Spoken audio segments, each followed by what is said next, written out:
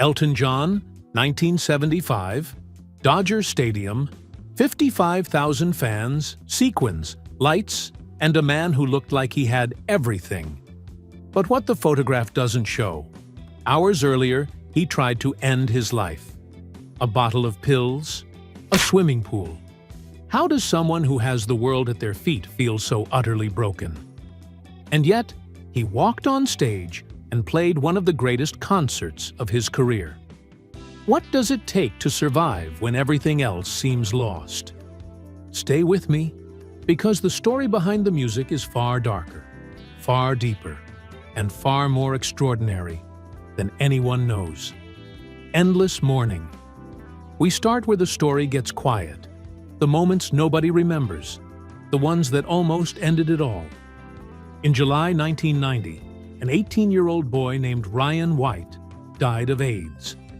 Ryan was a hemophiliac who had contracted HIV through a contaminated blood treatment. He became a national figure when his school tried to ban him from attending classes. The cruelty he endured from grown adults, parents who pulled their kids from school, neighbors who slashed his family's tires, strangers who sent death threats to a child, was the kind of ugliness that makes you lose faith in people. Elton John befriended Ryan in the final years of his life, and this wasn't some celebrity photo opportunity. They became genuinely close. Elton would call him on the phone, visit him at home, sit with him when the illness got bad. He loved that kid the way a man loves someone who reminds him of everything the world gets wrong. And when Ryan died, something inside Elton shattered. He stood at that funeral and looked at a boy who had been destroyed by the same kind of hatred and ignorance that had shadowed his own life. And he felt something shift in his bones, a grief so heavy it changed the shape of him. But Ryan was only the beginning. Throughout the late 1980s and the entire 1990s, Elton watched friend after friend die of AIDS. The disease was ripping through the creative community with a brutality that's hard to comprehend unless you lived through it. Designers, musicians, dancers, writers, people Elton had laughed with over dinner, people he'd stayed up all night talking to, people he loved, gone, one after another, after another. He has said there were stretches where he was going to a funeral every single week.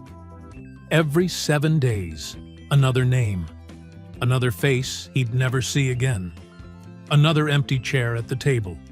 And then came Gianni Versace, shot dead on the steps of his Miami Beach mansion in July 1997. No warning, no reason that made any sense. Elton and Gianni were close friends, the kind of friends who didn't need to perform for each other, who could just sit in a room and be real. That murder was senseless, random, and it ripped a hole in Elton's world that nothing could patch. 2 months later, Princess Diana.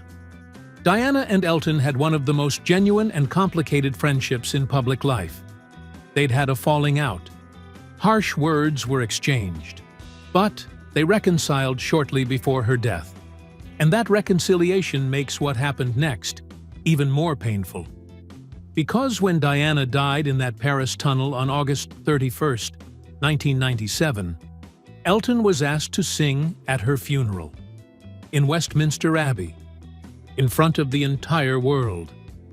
He rewrote Candle in the Wind, changed the lyrics, sat at that piano with his hands trembling and his voice barely holding, and sang to a woman he'd just gotten back. 2 billion people watched.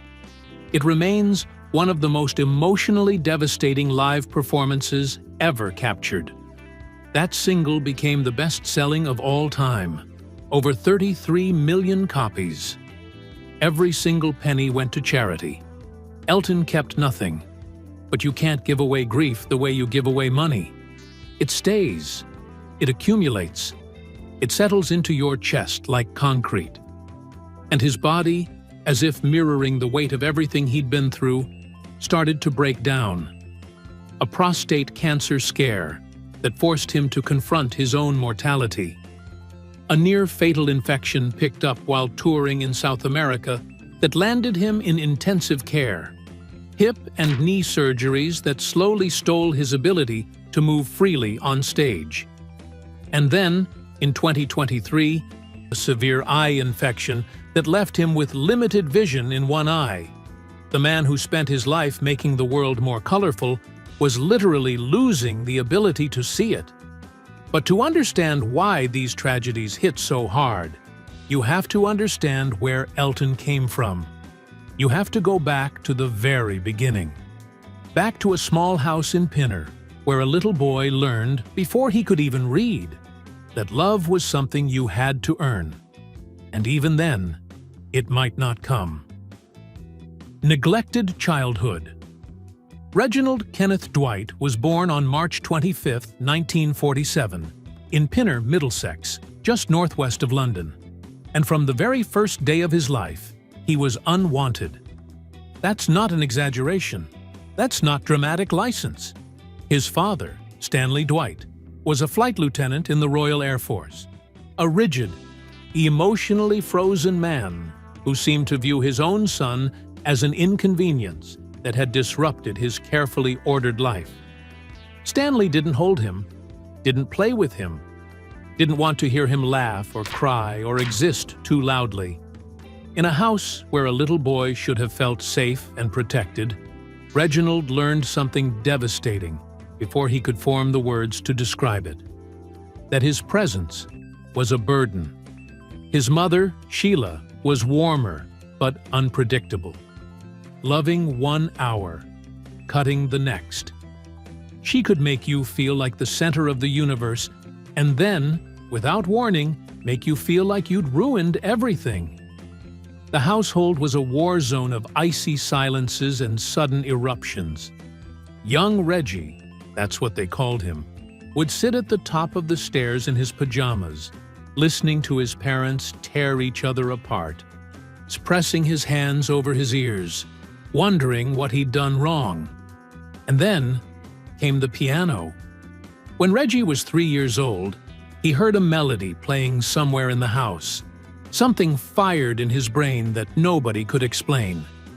He walked to the piano, climbed onto the bench and started picking out the tune by ear. He was 3. He couldn't read a single word.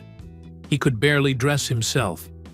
But his fingers found the keys like they'd been looking for them his whole tiny life. His grandmother noticed first. She was the one who pushed for lessons. She was the one who looked at this small, sad boy and saw something extraordinary burning behind his eyes. And that grandmother, not his mother, not his father, but his grandmother, became the one person in his childhood who made him feel like he mattered. But even music couldn't build a wall high enough to keep out what was happening in that house. His parents' marriage finally collapsed when Reggie was 14.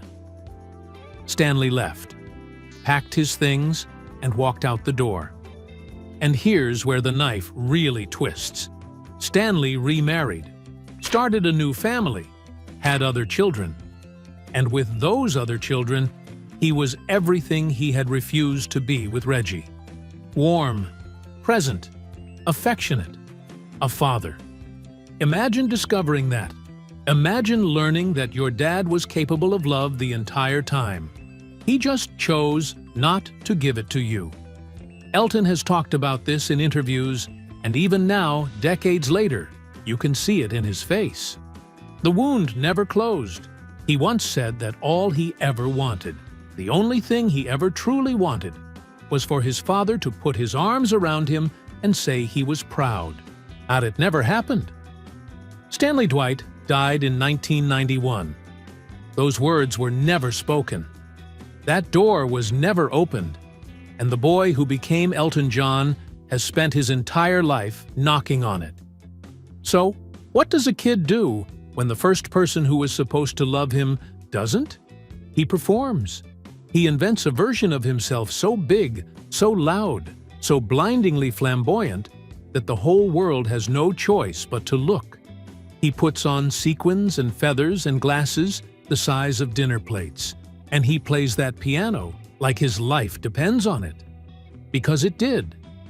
That little boy from Pinner didn't become Elton John because he wanted fame. He became Elton John because he wanted to be loved. And the stage was the only place where love seemed possible. The problem is, the love you get from an audience isn't the same as the love you get from a father. It fills you up for 2 hours, and then disappears the moment the lights go out. And when the lights went out for Elton, he was left alone with the same emptiness he'd been running from since he was 5 years old. That emptiness was about to swallow him whole.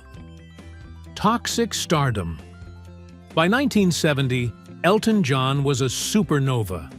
His performance at the Troubadour in Los Angeles that August is still talked about as one of the greatest debut shows in rock and roll history.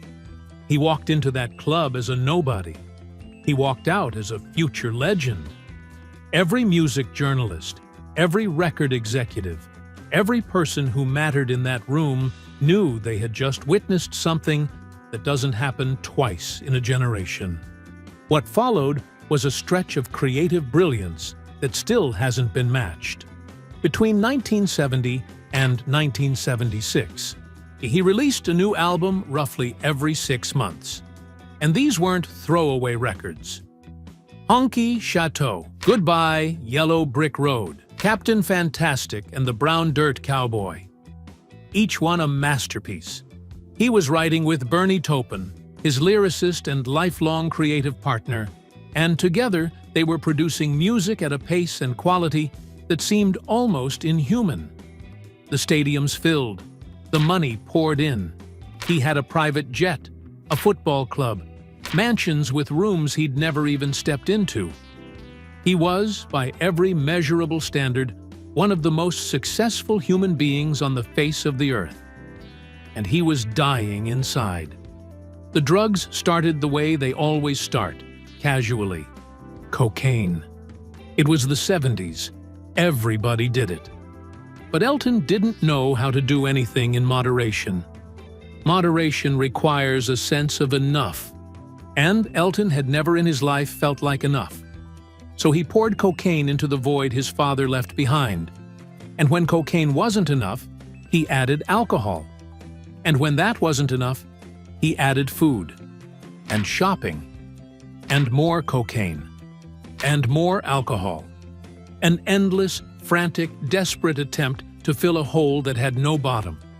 At his worst, he was spending $15,000 to $20,000 a week on cocaine alone.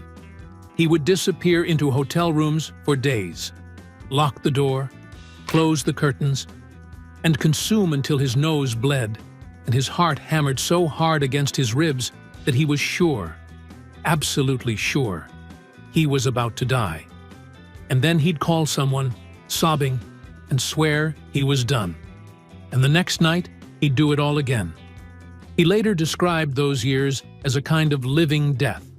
His body was on stage. His hands played the right notes. His voice sang the right words. But the real Elton, whoever that was, had checked out. He was a ghost performing inside his own life. And layered on top of everything was the crushing weight of hiding who he actually was. This was the 1970s and 80s. Being gay in the public eye wasn't just uncomfortable, it was career suicide. It was social exile. Elton tried to bury it. In 1984, he married a woman, Renate Blauel, a kind and talented recording engineer. It was a genuine attempt to be something he wasn't. The marriage lasted 3 years. He's called it one of his greatest regrets. Not because of Renate, whom he still speaks about with real tenderness, but because the lie cost both of them years they couldn't get back. His voice gave out too. Years of relentless touring and substance abuse had shredded his vocal cords.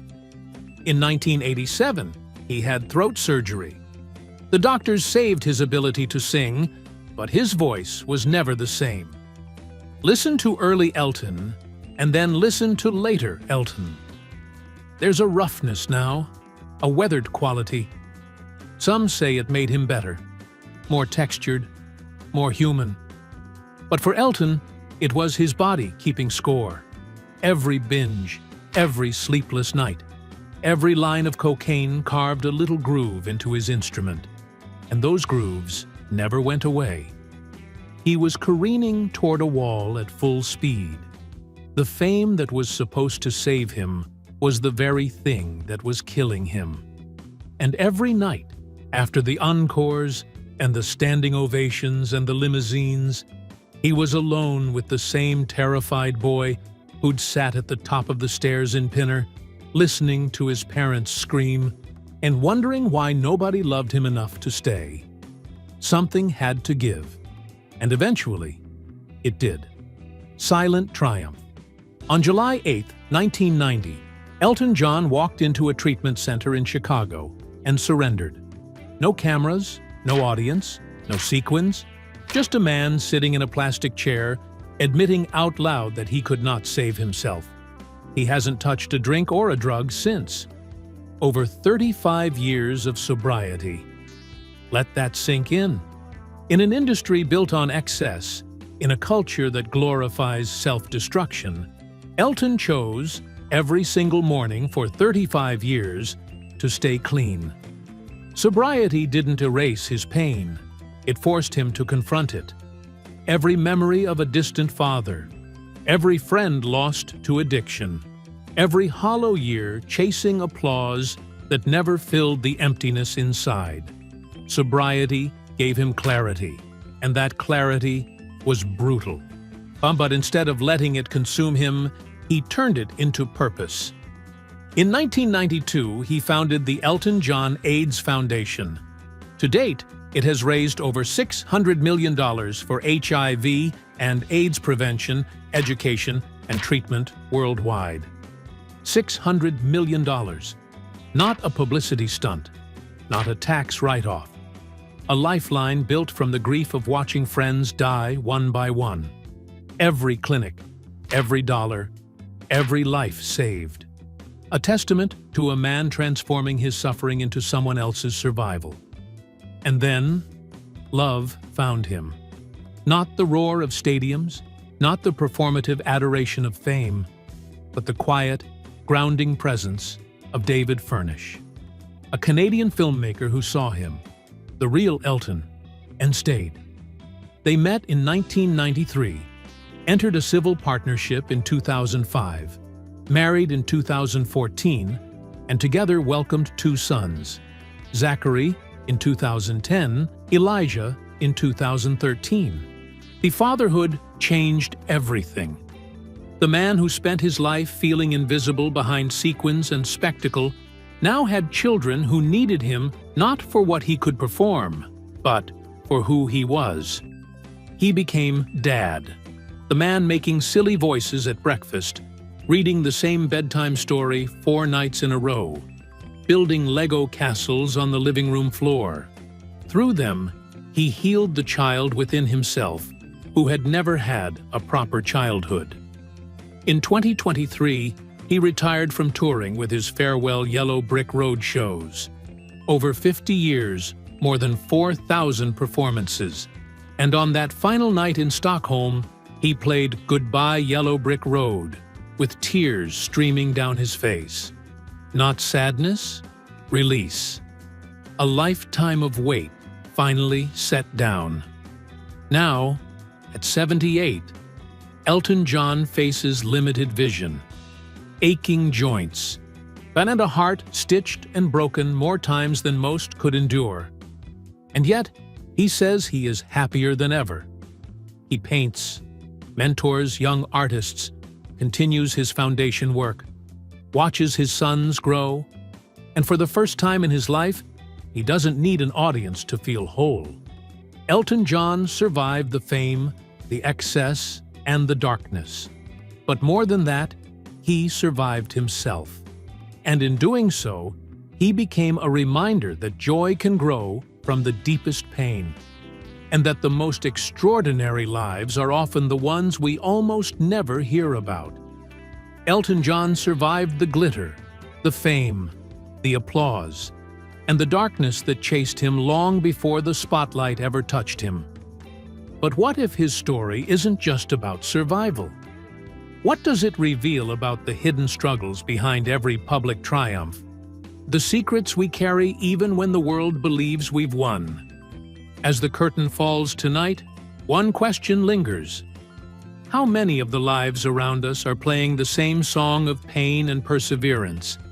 And who will hear it before it's too late? The story isn't over.